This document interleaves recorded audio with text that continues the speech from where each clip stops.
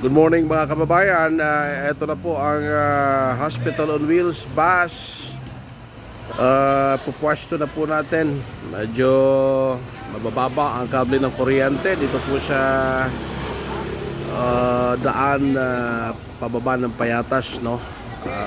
So ito na ang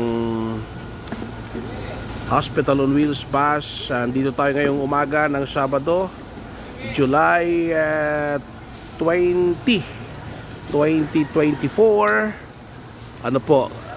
Sige, abante pa. Up! Yan. Okay na. Pwesto nyo. Okay, so mga kababayan,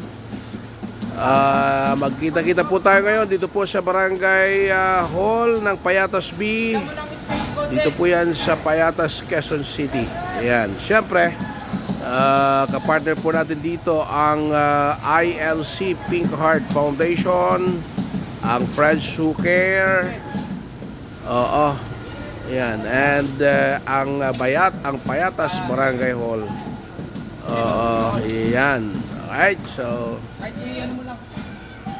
isa na namang makabuluhang araw po ito para sa atin ng pagsiservisyo sa ating kapwa at sa bayan, lalo po ng mga walang kakayahang magpagamot at magpa-opera. Andito po ang Hospital on Wheels team sa pangunguna ni Dr. Jim Sanchez para po maghatid ng libreng serbisyo medikal, surgical, optal, and syempre mga iba pang mga medical allied services tulad po ng emergency medical service. Again, this is Monoy August Vergara. Thank you and God bless.